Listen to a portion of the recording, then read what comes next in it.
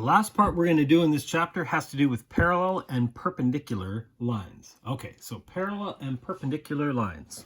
Okay, the first thing we're going to do, we're going to graph a square.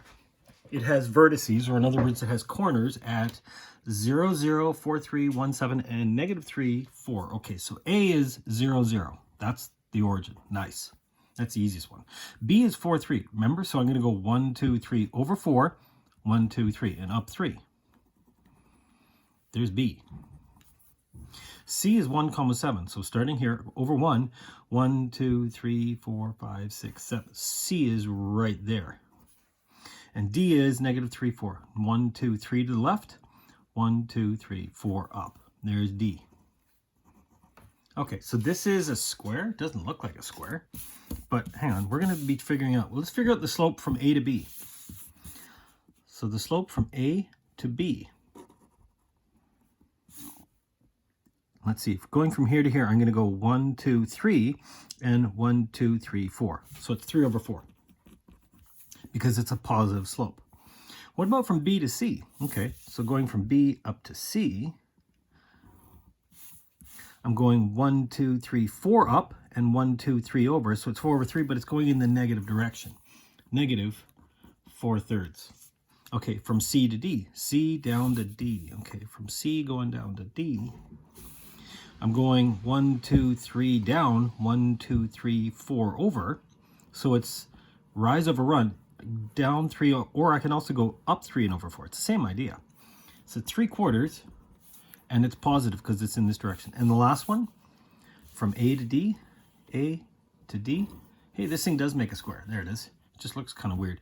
So from here, I'm going 1, 2, 3, 4 up, 1, 2, 3, 4 over. And it's in a negative direction. Negative 4/3. Okay, so are any of these parallel? Sure they are. These two are parallel. It means that they're going to be the exact same. They're going to go on forever and never actually touch. These two here are parallel, but this is perpendicular. A square makes 90 degrees at every corner, right? Yeah, 90, 90, 90, 90. Okay, so notice the slopes. 3/4, 3/4 are the same. 4/3, 4/3, they're the negative 4/3. Okay, how about this one? This one, it says AB is the diagonal of a rectangle, and it has coordinates at 3, 1 and 7, 3. Okay, so let's do, starting here, over 3. 1, 2, 3, up 1. There's A. And B is over 7, 3. 1, 2, 3, 4, 5, 6, 7. 1, 2, 3. Okay, so that's B. Says graph the rectangle. Now that's the diagonal of a rectangle. Diagonal? Yeah, so there's the rectangle. It says the diagonal line. Oh, so in other words, the rectangle is right here. Oh, that's what they mean. Because A to B is the diagonal. It's not one of the sides. It goes through this. So there's my rectangle. Okay, so it says find the slopes from A to B. So A to B, it's going to go up 1 over, it's going to go up 2 and over 4. Positive direction. So 2 over 4, which I know is going to be a half. Graph the rectangle. Oh, and it also says rotate it 90 degrees clockwise. I don't know what that looks like. Now, you know what? I'm lucky. I can cheat. Watch. If I rotate it 90 degrees clockwise, look, here's the new one, right?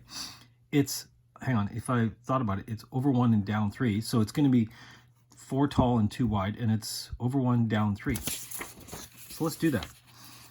Over 1, down 3, and remember we said it was there. So if I move the rectangle, and this is now called A prime, B prime, right? A, when I rotated around, A became the top left corner. So this is A prime, B prime. Okay, that's all I did. I just took this and I rotated it. And it was kind of hard to see, but that's what happened. This rotated around to there. The original rectangle is AB. This one's A prime, B prime. So what's the slope from A prime to B prime? Okay, well, it's a negative slope, and it's going 1, 2, 3, 4, and over 2. Positive 4 over 2. In other words, oh no, it's a negative direction, right? Negative 4 over 2. So negative 2 over, hang on, 1 over 2, 2 over 1. That's what it means to be perpendicular. So the parallel slopes that we saw up here, these ones are parallel because 3/4, 3/4. Parallel slopes have the same rise over run. They're going to be the same, period. What about perpendiculars? Well, rise over run, 1/2 or 2/1.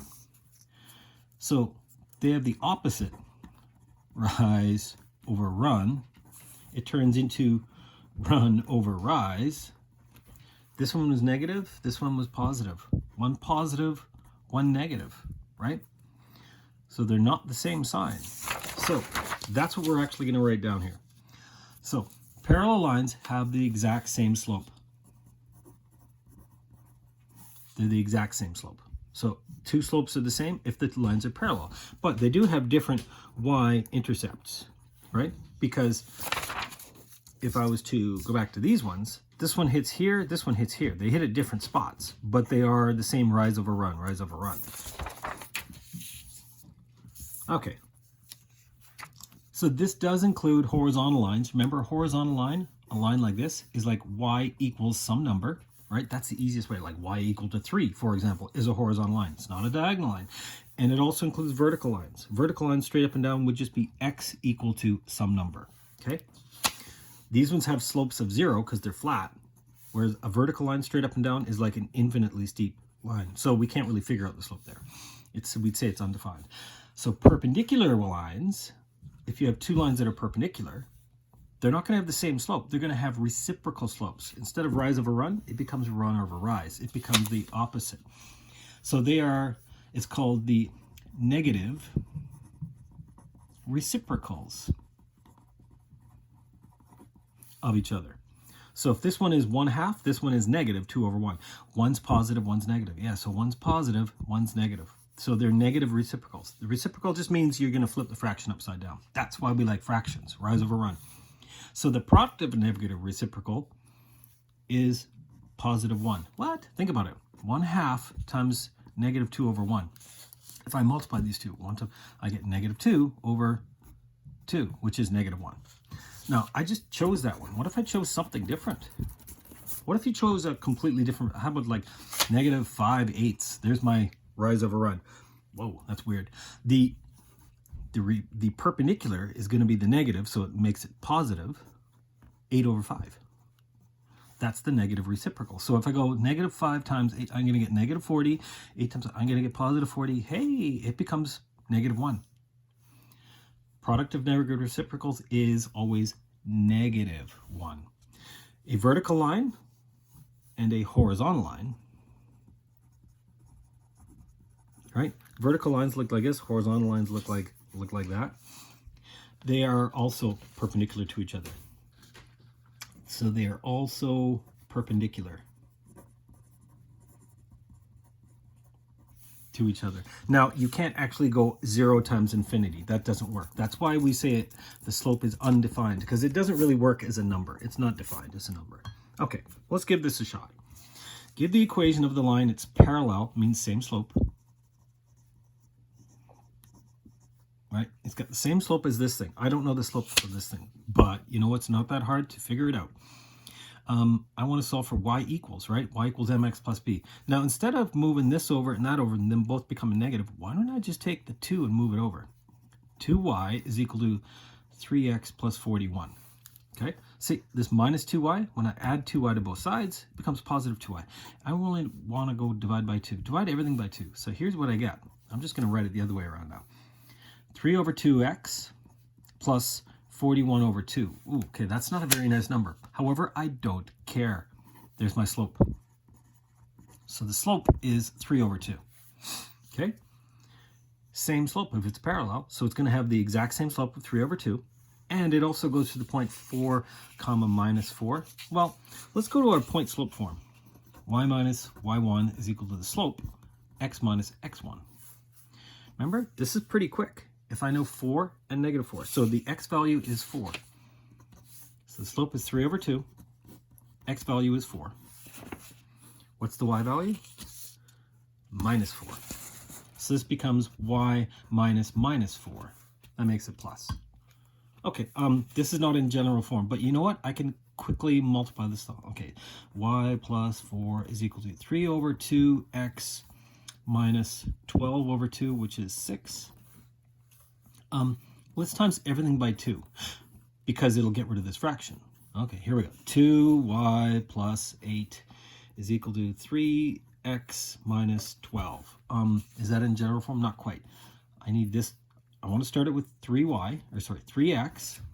Subtract that off, becomes minus 2y. Minus off 8 from both sides, minus 20, and that's equal to 0. You don't have to put the equal to 0 there. You can put it over here if you want.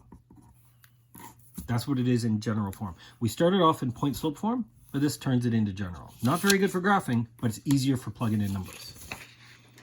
Okay, let's try another one here. Give the equation of the line that's perpendicular. Okay, not same slope. Now it's going to be the negative reciprocal. Okay, I know this one right now has a slope of 2. Yay! So here I can say the slope is 2. Well, it's positive 2 over 1. So here's what I want to do. I don't want to say the slope is, no. Now I want to say m perp. So the perpendicular slope is going to be, it's not 2 over 1, it's 1 over 2. And if this is positive, this one's negative, right? If one's positive, the other one's negative. That's what it means. You can't be both positive. So this is the perpendicular slope that I want to say. And I called it m perp. It's the perpendicular slope. So that's going to be its perpendicular slope. And it goes through the point negative 12, 8. So why don't we just go to this one? Y equals mx plus b. My favorite. I know the slope is going to be negative half. Now here's the thing. I don't know the y-intercept. But if I do know an x and y point, and I do, right? That's x, that's y. If I can plug that in for x, that in for y, I can figure out what b is. Okay. So x is going to be negative 12. So this is negative a half times negative 12. It's going to be positive 6 plus b. 8 is going to go over here. So in other words, 8 is equal to positive 6 plus b minus off 6 from both sides. I get b is equal to 2. There we go. I know the slope. I know the y-intercept. And it says leave it in the slope-intercept. Okay, here we go. So we got y is equal to negative half x. I figured that out from before.